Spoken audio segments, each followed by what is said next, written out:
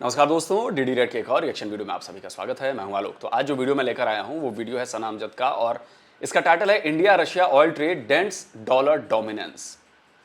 तो जैसा कि मैं पहले भी कई वीडियोस में कह चुका हूं कि डॉलर की मोनोपोली को खत्म करना है। देखिए, यूएस के हम पार्टनर हैं, यूएस के हम एलाई हैं, लेकिन जो हमारे हित की बात होगी, जो मेरे देश के लिए फायदेमंद बात होगी, वही काम होगा और वही काम हो रहा है।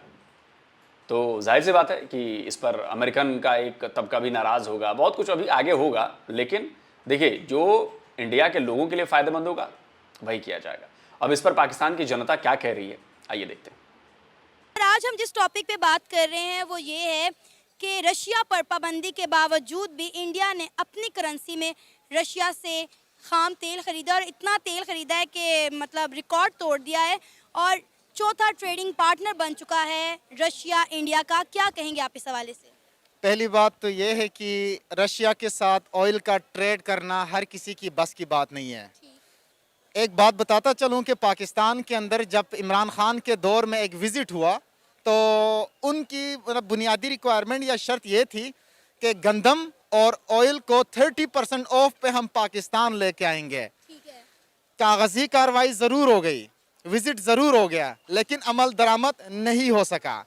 इंडियन विजन को मैं दाद देता हूं, मैं सलाम। अच्छा, ये बात की बात है, मैं इनकी बात को ज़रा करेक्ट कर दूं।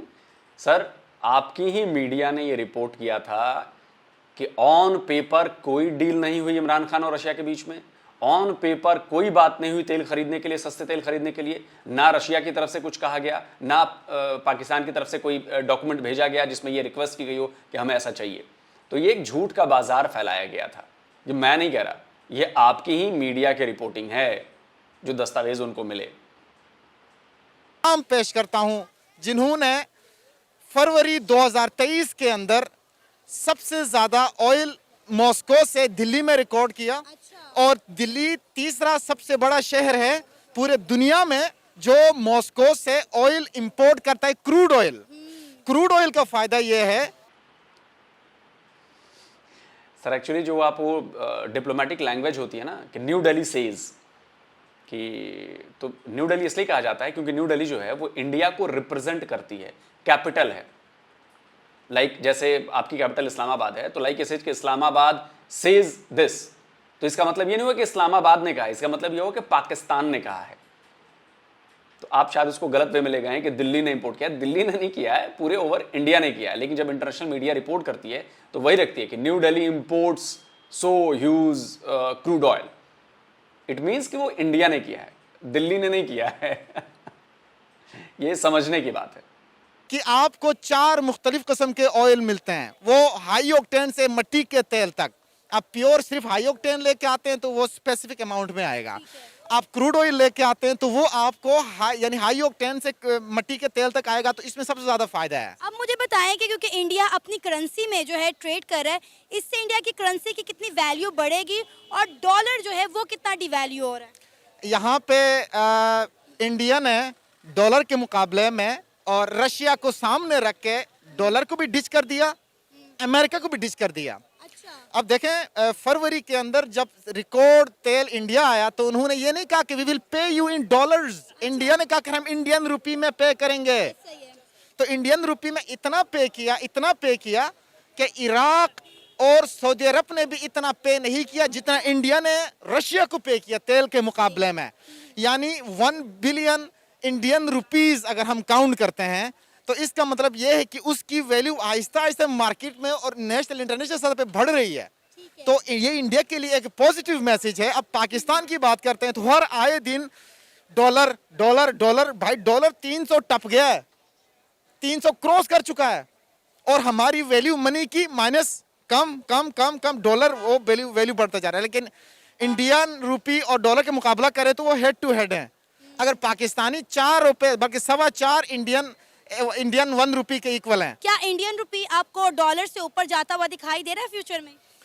जिस तरह से ये दूसरे कंट्रीज के साथ बायलैटरल और ट्रायलैटरल रिलेशनशिप्स बिल्ड करने की कोशिश कर रहे हैं, वहां पे इंडियन रुपीस को डॉलर पर फोकियत दी जाए तो डॉलर पर आने वाले वक्तों में हमने भी डॉलर छोड़ के इंडियन रुपी को हमने एक्सेप्ट करना है। मुझे तो ये नजर आ रहा है जो मेरा पर्सनल पॉइंट ऑफ व्यू है वो ये है कि आने वाले वक्तों में इंडियन रुपीस, क्योंकि हमारे रशिया के साथ ऑलरेडी ताल्लुकात बेहतर हो रहे हैं, इंडिया ऑलरेडी बेहतर कर चुका है, तो ईरान के साथ हमारे मामला समहाउ बेहतर है, इंडिया के हमसे ज़्यादा बेहतर है।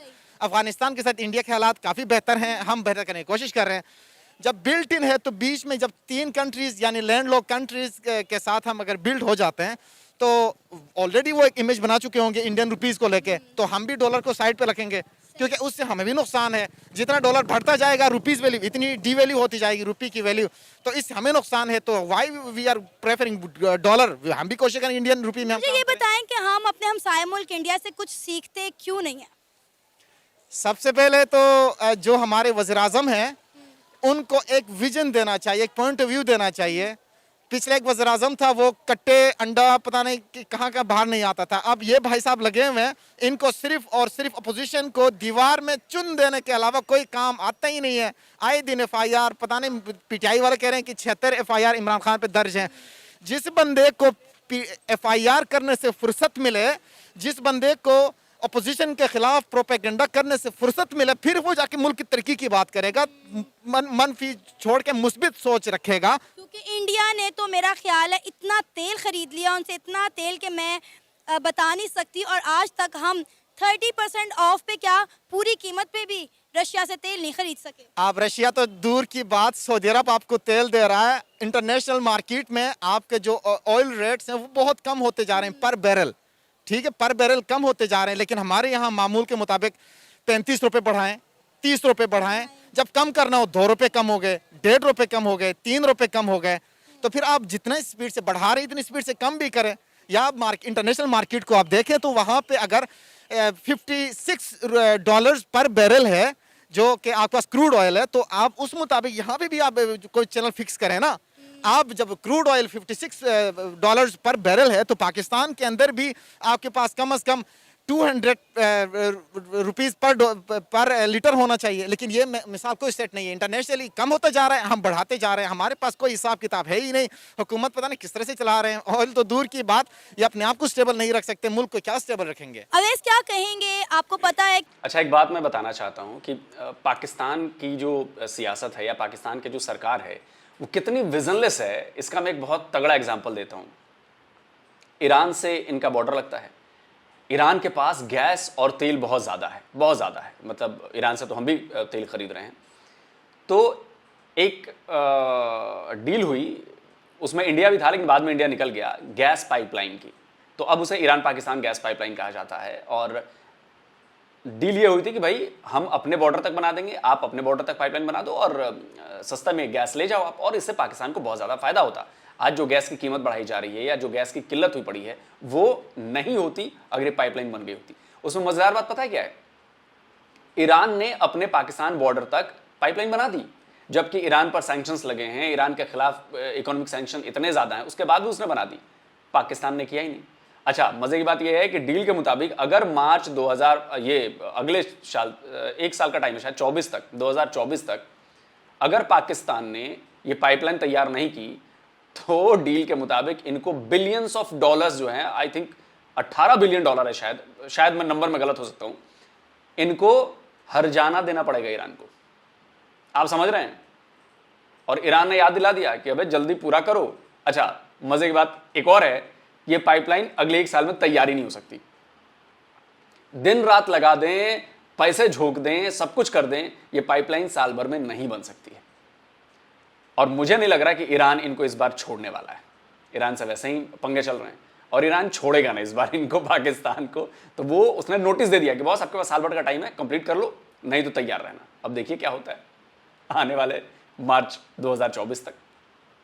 है कि रशिया पर पाबंदियों के बावजूद भी इंडिया ने रिकॉर्ड तोड़ तेल खरीदा है, खाम तेल खरीदा है रशिया से, और वो भी डॉलर में नहीं, इंडियन रुपी में। क्या कहेंगे, जो डॉलर का एक गलबा छाया हुआ था उसे कितना नुकसान पहुंच रहा है इससे? देखिए, फर्स्ट ऑफ ऑल बात अगर करें ना ट्रेडिंग के ऊपर, तो अमेरिका के कहने पे, अमेरिका ने जब यूक्रेन रशिया की वॉर हुई थी, मैं हिस्ट्री को थोड़ा सा रिकॉल करूँगा अगर, तो यूक्रेन और रशिया की जब वॉर चल रही थी तो अमेरिका ने सख्ती से मना किया था कि रशिया से किसी ने ऑयल की ट्रेड नहीं करनी।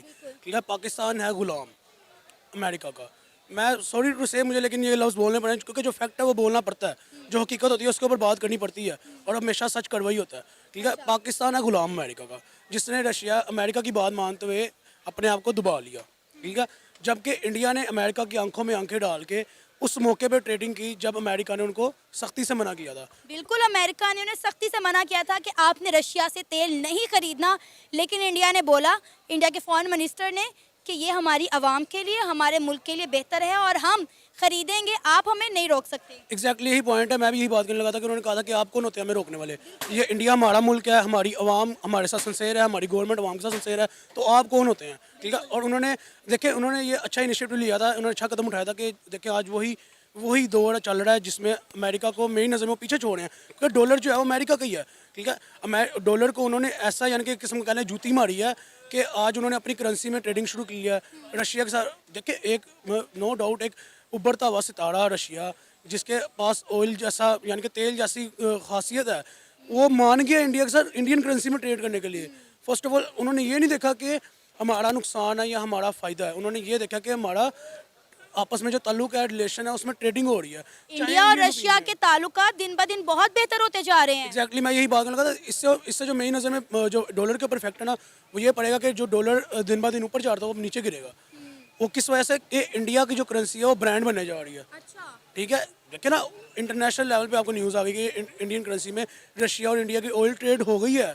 ठीक है, उससे अब जो सुनेगा, जैसे आपने ये न्यूज़ सुनी, आपने मेरी तक बात की, मुझे भी कुछ इसके बारे आइडिया था, लेकिन मैं इतना कंफर्म नहीं था। आपके क्वेश्चन पे मैं ज़्यादा कंफर्म हो गया, मुझे कंफर्मेशन लेटर एक किस्म का इशू हो गया कि यार ये वाकई न्यूज़ है, मजबूत न्यूज़ है।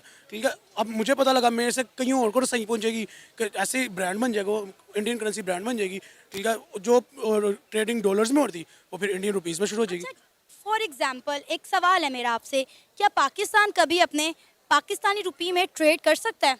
पाकिस्तानी रुपये की अब दूर की बात, यहाँ पे ट्रेड ही नहीं हो रही। पाकिस्तानी रुपये तो दूर की बात है, अभी समझ लो 10 सदियाँ आगे की बात आपने की है कि पाकिस्तानी रुपये में ट्रेड, और ट्रेड ही नहीं हो रही, डॉलर्स में ट्रेड नहीं हो रही, तो पाकिस्तानी रुपये तो दूर की गेम है अभी। सही। अच्छा, मुझे अब ये बताएं कि इंडियन रुपये की वैल्यू कितनी ज़्यादा बढ़ेगी और डॉलर को इससे कितना नुकसान होगा, ये तो आपने बता दिया है। अब मैं आपसे ये जानना चाहती हूँ कि खाम तेल जो इंडिया ने रिकॉर्ड तोड़ ख़रीदा है रशिया से, पाकिस्तान आज भी रशिया से जो है वो सस्ता क्या पूरे पैसे देकर भी तेल नहीं खरीद सका, क्या वजह, क्या हम कभी कामयाब होंगे रशिया से तेल खरीदने में? क्योंकि इस वक्त हमारे मुल्क की ज़रूरत है जो कि पूरी नहीं हो रही है। देखिए इसके ऊपर मेरा यही पॉइंट ऑफ व्यू रहेगा, सिर्फ और सिर्फ 10 साल बाद भी रहेगा, अभी भी रहेगा, जब तक हम गुलामी से बाहर नहीं आएंगे। ये एक समझ एक फैक्ट है, जब तक हम गुलामी से बाहर नहीं आएंगे तब तक हमारा कुछ नहीं होगा। जब तक हमारे हुक्मरान सिंसेयर नहीं ना होंगे पाकिस्तान के साथ, तब तक कुछ नहीं होगा। हमारी अवाम, यार मैं ये समझता हूँ कि एक कोटेशन बनी है कि जैसा ही अवाम वैसा हुक्मरान, ये 100% दुरुस्त है, लेकिन कई लोग कहते हैं कि नहीं जैसे हुक्मरान होते हैं वैसी अवाम होती है। मेरी नज़र में जैसी अवाम वैसे हुक्मरान। अहमद, आपको पता है कि रशिया के साथ ट्रेड करने पर पाबंदी के बावजूद भी इंडिया ने सबसे ज़्यादा रिकॉर्ड तोड़ जो है वो तेल ख़रीदा है, खाम तेल ख़रीदा है रशिया से, और जो भी उनके साथ ट्रेड की है वो इंडियन रुपये में की है। आपको क्या लगता है कि इससे इंडियन रुपये की वैल्यू कितनी ज़्यादा बढ़ेगी? क्योंकि बाकी कंट्रीज़ ने भी जितनी उनके साथ ट्रेड की है वो डिफरेंट करेंसी में की है। क्या आपको लगता है कि इससे डॉलर की जो वैल्यू है वो डाउन हो रही है, डॉलर का जो गलबा है उसको नुकसान पहुँच रहा है? देखें, एक चीज़ बड़ी क्लियर है, अगर इंडिया ने अपने रुपये में की है तो ये बात तो पता चलती है कि गोल्ड इनफ है, बैक एंड मजबूत है। अब डॉलर का गलबा जहाँ तक बात आती है, एक कौम जब अपना इनिशिएटिव लेती है कि वो अपनी करेंसी को बूस्ट अप करती है, इंडियन रुपये ऊपर गया ना, अब उन्होंने अपने पैसों में एक चीज़ खरीदी, वो बूस्ट अप कर रहे हैं, डॉलर को कुछ नहीं हो रहा। हाँ, उन्होंने ये ज़रूर मैसेज दे दिया कि बॉस हम इतनी पावर रखते हैं कि हम अपने पैसे में ख़रीद सकते हैं और बैक एंड पे हमारे पास पड़ा हुआ है। ये कहते हुए मुझे अजीब लग रहा है, क्योंकि मैं बीइंग अ पाकिस्तानी जब अपने सिस्टम को देखता हूँ कि वो कितना डिमोरलाइज्ड है और हमारा इंफ्रास्ट्रक्चर कितनी बुरी तरह गिर रहा है, क्रैश हो रहा है, तो मेरे ख्याल से बड़ा स्ट्रॉन्ग इनिशिएटिव है। मैं न्यूट्रल होकर अगर इस पर बात करूँ। सर, आपको पता है कि रशिया पर पाबंदियों के बावजूद भी इंडिया ने सबसे ज़्यादा खाम तेल ख़रीदा है रशिया से, और इंडिया जो है रशिया जो है वो इंडिया का 4th ट्रेडिंग पार्टनर बन चुका है। वो आज से नहीं है, देखें ये बात सोवियत यूनियन के टाइम से चल रही है। इंडिया सोवियत यूनियन के टाइम पे इंडिया उनके साथ चल रहा है। अनफॉर्चुनेटली मैं ऑन टीवी ये बात करना नहीं चाहता, बिकॉज वो that doesn't make any sense, लोगों को उसकी हिस्ट्री भी नहीं पता, लेकिन इंडिया के रिलेशनशिप विद रशिया हमेशा मजबूत रहे हैं। हाँ, हम ज़रा थोड़े डिप्लोमेटिक रहे हैं with Russia on the same time, with America on the same time, और unfortunately with Afghanistan on the same time. हमने ये सब कुछ किया है। ये जनरल हमीद गुल ऑन टीवी कह के जा चुके हैं। ये मैं उठकर नहीं कह रहा, ये हमारे एक्स चीफ हैं ISI के, वो ये बात कर चुके हैं। अल्लाह पाक जन्नत नसीब करें उन्हें। लेकिन मेरे ख्याल से इंडिया बहुत बेहतर कर रहा है अपने मुल्क के लिए। हर मुल्क अपने लिए बेहतर करता है, लेकिन वो दिख रहा है। सर, इंडिया हमारा हमसाया मुल्क अपने रुपये में ट्रेड कर रहा है, खाम तेल खरीद रहा है रशिया से, और हम डॉलर के इवज जो है खाम तेल अभी तक खरीद नहीं पा रहे। हमारे पास डॉलर ही नहीं है मैम, अनफॉर्चुनेटली। हमारे पास डॉलर अगर होता तो हमारी ये हालत ना होती। इंडिया खरीद रहा है, इंडिया हमसे बहुत ऊपर है। चलें खाम तेल के अलावा बात करें, एजुकेशन पर आते हैं। अच्छा, डॉलर से मुझे कुछ याद आया है कि भाई वो चाइनीज़ $700 मिलियन आने से और थोड़ा बहुत और इधर उधर से आने से बधाई हो पाकिस्तान, आपका जो फॉरेक्स रिजर्व है वो $4 बिलियन से शायद थोड़ा सा ऊपर चला गया है, जो 3 से भी नीचे चला गया था। तो भाई इसके लिए मैं आप लोगों को बधाई देता हूँ कि कर्जा आने से, कर्ज लेकर जो डॉलर्स आए हैं वो आपके बैंक अकाउंट में जब आया है, मतलब पाकिस्तान के बैंक अकाउंट में जब आया है, तो आपका फॉरेक्स रिजर्व बढ़ गया है। और हमारा थोड़ा बहुत कम होके 560 या $570 बिलियन के आसपास पड़ा हुआ है, तो थोड़ा कम हुआ है हमारा, शायद 10-20 बिलियन डॉलर कम हो गए हैं। लेकिन आप बड़े बधाई के पात्र हैं कि आपने अपना फॉरेक्स रिजर्व जो है वो $4 बिलियन के करीब ऊपर पहुंचा दिया है। तो भाई कुडोस, बधाई हो। इंडिया 5% से ज़्यादा एजुकेशन पे लगाता है, हम 1% लगाते हैं। हमारे पास 16 बोर्ड हैं। अंदाज़ा करें कि एक घर का बच्चा, एक मोहल्ले के बच्चे को ले लें आप, 4 बच्चे, 4 बोर्ड्स, 4 तरह की काबिलियत, 4 तरह के टीचर, 4 तरह का सिलेबस। ये हाल है एजुकेशन का। बात कर लेते हैं जॉब्स के ऊपर, स्टार्टअप्स के ऊपर। मैं सेल्स एंड मार्केटिंग का आदमी हूँ, मैं आपसे बात करता हूँ, किसी भी स्टार्टअप को उठा लें, इतनी अपॉर्चुनिटीज़, इतनी इन्वेस्टमेंट, इतनी सीड फंडिंग जितनी इंडिया में हो रही है वो यहाँ नहीं हो रही। क्यों नहीं हो रही? उन्हें पता है कि यहाँ से पैसा रिकवर नहीं होगा। जितनी मेजर कंपनीज है वो यहाँ से बाहर जा चुकी हैं। ये बड़ी क्रूशल सिचुएशन है। सर, इवन के आपको पता है कि बहुत सारी फैक्ट्रीज जो पाकिस्तान में खुद साख्ता चल रही थी, इंडस्ट्रीज चल रही थी, वो बंद हो गई, और कुछ तो यहाँ तक है यहाँ से उठ के बांग्लादेश जो है शिफ्ट हो गई हैं, क्योंकि वहाँ पे उन्हें पता है कि उनका फ़ायदा पाकिस्तान में अब उन्हें कुछ नहीं मिलने वाला। Bangladesh was part of a country. अब कितना अजीब लग रहा है कि बांग्लादेश हमसे ऊपर जा रहा है। आप हिस्ट्री पे जाएं, हिरोशिमा नागासाकी की बात करते हैं। जापान ने विद इन 40 ईयर्स अपने आप को कम बैक किया न्यूक्लियर बम के बाद। ये एक न्यूक्लियर वॉर है, फाइनेंशियल वॉर है। ये एक न्यूक्लियर बम से ज़्यादा खतरनाक है जो हो रहा है। उन्होंने अपने आप को कम बैक किया। हमें जो कम बैक करना चाहिए था, हम उल्टा पीछे चले गए। ऐसा कोई दिन नहीं आया इस मुल्क पे जब हम कहें कि हम ऊपर हैं, अब हम क्रैश हो रहे हैं। हम क्रैश ही होते आ रहे हैं, बस क्रैश होने की स्टेजेस ज़्यादा होती जा रही हैं। तो अब वो लोग खुश हैं आपके यहाँ पे। कौन लोग? बांग्लादेश, इंडिया। मुझे अच्छा नहीं लग रहा कहते हुए, बिकॉज हमारी यूथ सुन रही है और उन्हें मैं चाहता हूँ कि थोड़ा सा ना पहुँचे, ज़रा थोड़ा इफेक्ट हो। जब हम अपनी एक्टिविटीज़ से बाहर आ जाएंगे, आप बीइंग अ यूथ, आपके मुल्क में घी का पैकेट 650 रुपये किलो है बॉस, आपको नींद कैसे आ रही है? या तो आपके पापा कमा रहे हैं, या तो आपके पास बहुत ज़्यादा है। जिस मुल्क का प्राइम मिनिस्टर अपनी कौम से ये कहे कि बराए मेहरबानी ब्लैक मनी वाइट कर लें, यार कितनी करप्शन होगी। अंदाज़ा लगाएं कि करप्शन का लेवल क्या होगा जहां प्राइम मिनिस्टर को बोलना पड़ रहा है कि ब्लैक मनी वाइट कर लें। करप्शन अमेरिका में भी है, करप्शन बरतानिया में भी है। मेरी एक दोस्त है रशिया की, पाकिस्तान आई हुई थी, रशिया में भी है। पर प्यूटिन एक सिस्टम चला रहा है, बरतानिया एक सिस्टम चला रहा है, अमेरिका एक सिस्टम चला रहा है। इंडिया में बहुत फ्लॉज हैं। हमने अभी सिर्फ एक ट्रेडिंग देखी है, हमें इफेक्ट हो रहा है, हमें बुरा लग रहा है। इंडिया में भी बहुत फ्लॉज हैं। इंडिया दुनिया की 5वीं बड़ी इकॉनमी है। इंडिया सुपर पावर बनने जा रहा है। आने वाले कुछ सालों में इंडिया 3री बड़ी इकॉनमी भी बनने जा रहा है। लेकिन अफसोस की बात है कि हम बहुत नीचे जा रहे हैं, लेकिन इंडिया हर सेक्टर में ग्रो कर रहा है। इंडिया आज से ग्रो नहीं कर रहा। जब अंग्रेज पाकिस्तान कह रहा हूँ सॉरी, सब कॉन्टिनेंट में थे, तो हमें अंग्रेज़ी बोलना अछूत लगता था। हमारे यहाँ ये बात फतवा जारी कर दिया गया था कि अंग्रेज़ी बोलना हराम है। वो तब से सीख रहे थे जब हम टॉयलेट साफ़ कर रहे थे। क्लियर रियलिटी एक्सेप्ट करें, थोड़ा सुन लें अपने बारे में, ताकि आपको पता चले आप स्टैंड कहाँ कर रहे हैं। आईटी इंडस्ट्री एक वो इंडस्ट्री थी जहाँ इंडिया ने 20 साल पहले काम करना शुरू किया था। गूगल का CEO अभी भी इंडिया का है, सुंदर Pichai, he is from India. आप कैसे कवर करेंगे उन फ्लॉज को जो आपने अपने वहमों के अंदर छोड़े। हम टॉपिक से बहुत ज़्यादा हट गए। मुझे ये बताएं कि अब जो इंडिया अपने रुपये में, इंडियन रुपये में जो ट्रेड कर रहा है, इससे इंडियन रुपये की वैल्यू कितनी बढ़ रही है? ऑलरेडी इंडियन रुपये की वैल्यू पाकिस्तानी रुपये से तो ज़्यादा ही है, तो अब मज़ीद जो है इसमें कितनी ज़्यादा जो है वो उनकी वैल्यू मज़ीद कितनी बढ़ रही है? ऐसे ही चलता रहा तो बहुत बेहतर जाएंगे। ऐसे ही चलता रहा तो उनकी इकोनॉमी, उनकी जीडीपी डेफिनेटली, वो लोग डेफिनेटली स्केल अप करेंगे।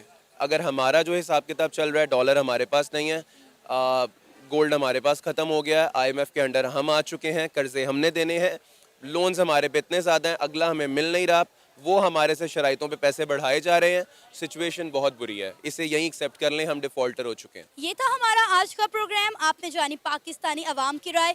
उम्मीद है आपको आज का हमारा ये प्रोग्राम पसंद आया होगा। आप भी अपनी राय का इजहार कर सकते हैं नीचे दिए गए कमेंट सेक्शन में। इसी के साथ मुझे इजाज़त दें, पर जाने से पहले हमारे चैनल को सब्सक्राइब करें, वीडियो को लाइक करें और शेयर करें। अल्लाह हाफ़िज़। तो दोस्तों वीडियो खत्म हो गया है और मुझे 2-3 मोटी मोटी बातें जल्दी जल्दी करता हूँ, वीडियो लंबा नहीं करूँगा, एकदम फैक्चुअल बातें करता हूँ। सबसे पहले ये कच्चे तेल वाले पे हम बाद में आएंगे और रुपीज़ और रूबल और डॉलर पे थोड़ा सा बाद में आते हैं। पहले मैं आपको बताता हूँ कि जी इंडिया की स्ट्रैटेजी क्या है। देखिए, पाकिस्तान विजनलेस है 75 ईयर्स से, लेकिन हमारे नेताओं ने पिछले 75 साल में, चाहे सरकार कोई भी हो, कोई ना कोई नया विज़न लेकर आए और उस विज़न का ही नतीजा है कि आज हम एजुकेशन में, इंफ्रा में, मैन्युफैक्चरिंग में, बाकी चीज़ों में हम आगे बढ़ रहे हैं। इसका एक बहुत छोटा सा एग्जांपल देता हूँ।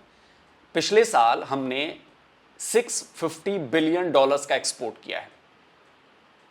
अगले साल का हमारा जो टारगेट है, मतलब इस फिस्कल ईयर का जो टारगेट है हमारा, वो है $750 बिलियन का। और आपको पता है कि 6 साल बाद, मतलब 6 साल कह रहा हूं, 7 साल बाद का टारगेट कितना है? 7 साल बाद का हमने टारगेट रखा है $2 ट्रिलियन का एक्सपोर्ट। आप ये सोचिए कि अभी हम ने $750 बिलियन का एक्सपोर्ट रखा है, इससे बहुत ज्यादा है। $2 ट्रिलियन जब 2000 बिलियन की हम बात कर रहे हैं, अभी हम 7.5 बिलियन का टारगेट रखा है इस साल के लिए, और हम $2000 बिलियन का टारगेट रखा है 7 ईयर्स के बाद के लिए। और मुझे लगता है कि ये टारगेट हम अचीव कर लेंगे, क्योंकि जिस गति से काम हो रहा है, मैं आपको भरोसा दिलाता हूं कि भारत के लोग, भारत के जो स्टार्टअप्स हैं, जो भारत के लोग काम कर रहे हैं, और भारत की सरकार, ये लोग मिलकर $2 ट्रिलियन एक्सपोर्ट का टारगेट पूरा कर लेंगे 2030 तक। अब मैं आता हूं जी इस पे कच्चे तेल पर। तो जहां तक मेरी जानकारी हुई है, कुछ एक्सपर्ट से मैंने बात की है, तो उनके मुताबिक उनका कहना यह है कि पाकिस्तान को रशिया का तेल खरीदना बहुत महंगा पड़ेगा और उसके लिए ज़्यादा फायदेमंद नहीं है। फायदेमंद क्यों नहीं है? क्योंकि रशियन जो कच्चा ऑयल है, उसको रिफाइन करने के लिए जो टेक्नोलॉजी चाहिए, वो टेक्नोलॉजी पाकिस्तान में नहीं है। तो अगर अपनी पुरानी टेक्नोलॉजी से उस तेल को वो रिफाइन करेगा, तो उस कच्चे तेल से जितना कुछ निकाला जा सकता है, या इंडिया जितना कुछ उससे निकाल रहा है अपनी नई टेक्नोलॉजी की बदौलत, उतना वो निकाल नहीं पाएगा पाकिस्तान, और वेस्टेज होगा, और वो वेस्टेज उस पर बहुत भारी पड़ेगा। मतलब अगर 100 लीटर कच्चा तेल में से अगर बहुत सारी चीज़ें बन रही है, पेट्रोलियम जली है, ये है, वो है, बहुत सारी चीज़ें हैं जो पेट्रोलियम प्रोडक्ट्स हैं, उसको निकालने के लिए आपके पास टेक्नोलॉजी का होना बहुत ज़रूरी है। इंडिया के पास है, क्योंकि इंडिया की रिफाइनरीज बहुत लंबे टाइम से काम कर रही हैं और वो लगातार अपग्रेड होती रहती हैं, टेक्नोलॉजी का यूज़ करती रहती हैं। पाकिस्तान में ऐसा नहीं हुआ। तो कच्चा तेल, उससे हो सकता है डीजल निकाल लें, केरोसिन निकाल लें, पेट्रोल निकाल लें, हाई ऑक्टेन ऑयल भी निकाल लें, फ्यूल भी निकाल लें, बट और भी जो बाई प्रोडक्ट्स हैं वो ना निकाल पाएं, तो वो वेस्टेज होगा, और हम इसका फायदा उठा रहे हैं। तो हमारे लिए डबल फायदा हो रहा है, ये चीज़ है। अब आते हैं डॉलर और रुपये पर। देखिए, बहुत लंबे टाइम से ये बात चल रही थी कि सारी डिपेंडेंसी जो है वो डॉलर पर नहीं होनी चाहिए, क्योंकि इससे क्या होगा कि डॉलर की मोनोपोली है, वो जहां चाहेगा वहां पर चीज़ों को बिगाड़ देगा, बना देगा। तो अब धीरे धीरे इसमें चाइना भी है, इंडिया भी है, और भी कई देश हैं जो धीरे धीरे डॉलर को साइडलाइन करेंगे। जो स्विफ्ट नेटवर्क है ट्रांजैक्शन का, इंटरनेशनल ट्रांजैक्शन का, उस नेटवर्क के अलग एक नेटवर्क खड़ा करना है जिसमें डॉलर शामिल ना हो। हम डॉलर को साइड करके ही अपनी करेंसी में हम कारोबार कर लें, और ये हो रहा है, शुरू हो चुका है, आने वाले वक्त में बहुत ज़्यादा बढ़ेगा, और इसका फ़ायदा हमारी इकोनॉमी को भी होगा, इसका फ़ायदा हमारी करेंसी को भी होगा। तो जाहिर सी बात है कि भारत का भविष्य उज्जवल है। कोशिश तो रही है, होने को कुछ भी हो सकता है, लेकिन कोशिश वही है, रास्ता हमें सही दिख रहा है। तो जल्दी मिलता हूं एक और नए वीडियो के साथ। नमस्कार, जय हिंद।